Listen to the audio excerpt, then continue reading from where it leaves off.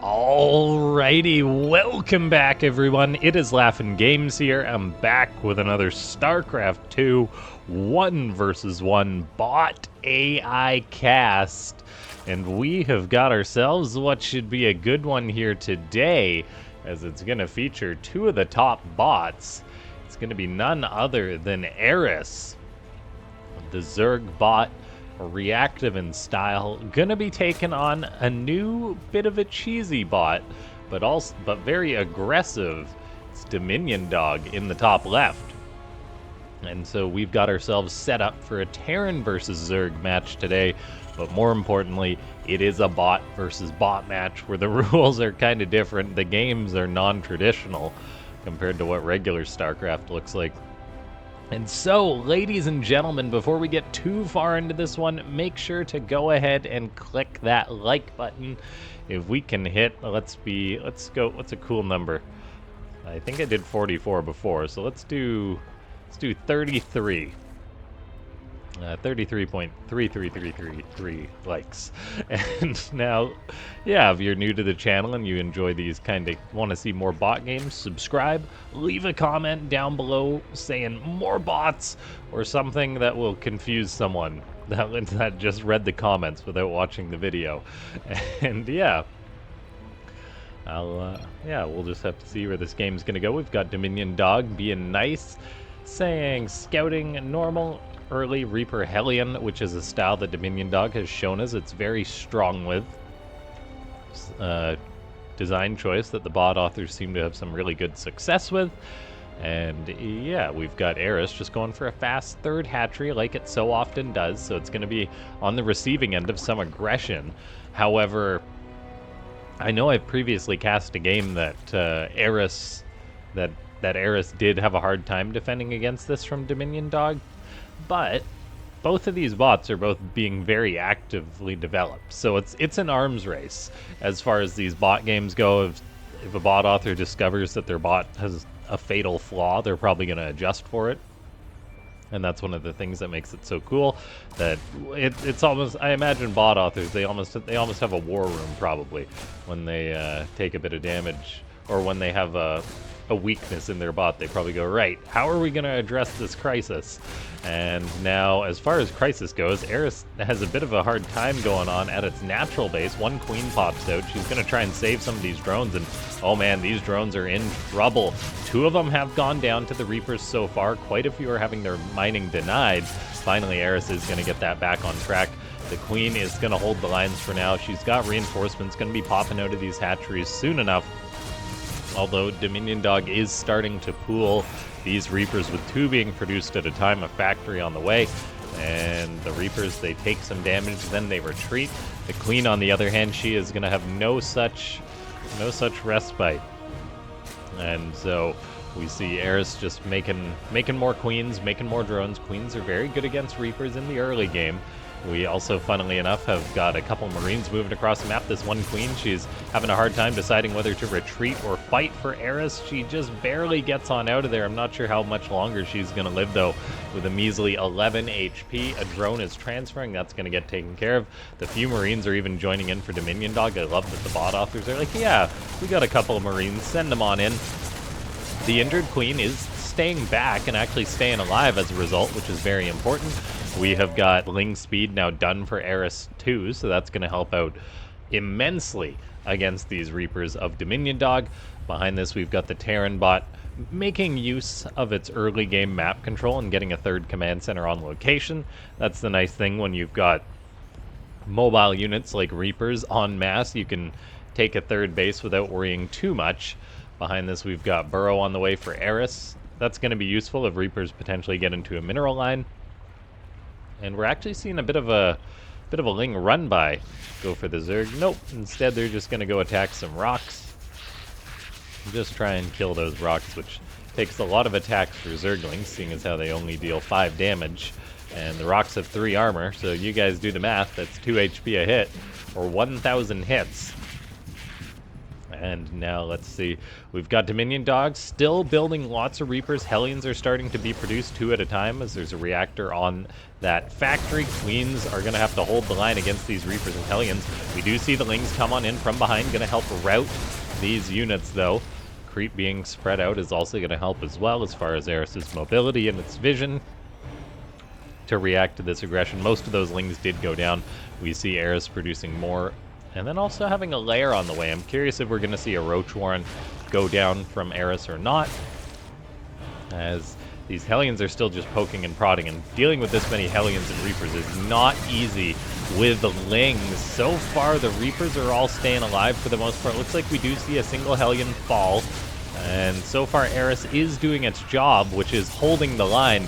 For how much longer it's going to be able to keep that up, I'm not sure, as DominionDog is just constantly putting out more and more of these Reapers and Hellions. The Queens are now in a number high enough they can actually transfuse, which is going to help out a lot. They got to avoid that auto turret though, because that will cut through them very quickly. The Reapers are still microing all over the place. We see just a constant line of Reapers that are injured.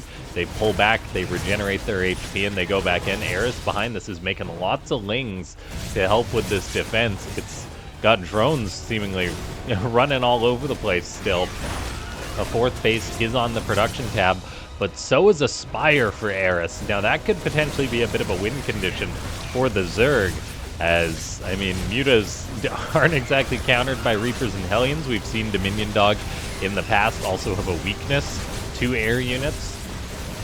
And so, I mean, Eris having those mutas out could definitely be good for it, but it's going to have to hold on the front lines, and it is starting to just lose pretty much all of its Queens here, with 5 of them going down. There's only 4 on the map right now, 1 of them very injured, 2 of them very injured actually. Lings are just being rallied on out, and I think DominionDog has just reached this critical mass. Drones are going to burrow, but there's a Raven, so that's really problematic. And now Eris has got that Spire finished up just about, but I mean, the mutas are going to take so long to build here to help clean this up. And yeah, these drones, they can burrow, but they are all going to get killed thanks to that Raven's presence, which is just such a useful tool for DominionDog. There's a reason why Terran bots like to build these Ravens, because it is such a hard counter to the burrow play. We see Eris trying to manage its workers like, oh, there's not a lot of drones at the natural, I should transfer some there. We do have DominionDog now having to face these mutas though that can start shutting this down potentially. As the Reapers and Hellions scatter, they all go back home. Unfortunately, Eris has taken massive amounts of damage, being knocked down to 20 drones. It is trying to resaturate those up.